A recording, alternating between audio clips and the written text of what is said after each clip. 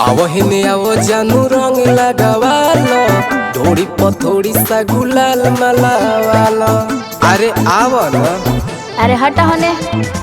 आओ हिने आवो जानू रंग लगावालो, थोड़ी पथोड़ी सा गुलाल मलावालो। बात मानो का हो? बड़ी मजा आई जो लहंगा में जाई, होली हके हूँ नहीं बोली। सुनो एहू रंग नहीं सो हमर चोली, चौहान के संगे खेलब होली। केहू रंग नहीं सो हमर चोली, चौहान के संगे खेलब होली।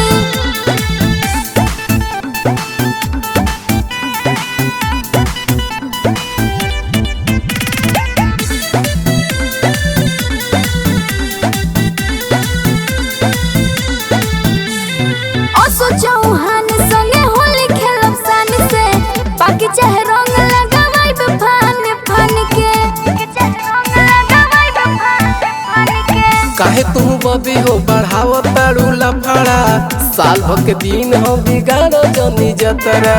बात मानो अरे जाना करे लो प्यार हमसे जनो तने जानो, करो नयो बतुठी ठोली। एहू रंग नहीं सो हमर चोली, चौहान के संगे खेलब होली। केहू रंग नहीं सो हमर चोली, चौहान के संगे खेलब होली।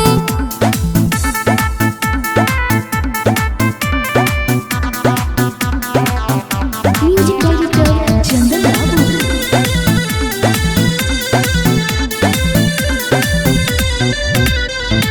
शिवसागर अर्जुन पवन मन के मनावा, धके फिजिकारी तो जोगे रखाली गावा। रंग स्पेशल हमारे है बबी, देख लगवा के भूलई न कभी। सच कहते जय दो लदूरा के तू छोड़ा ये गोरी, हमारी मन नहीं डोली। अरे सब जाना तनी एहू रंग नहीं सो हमर चोली, चौहान के संगे खेलब होली।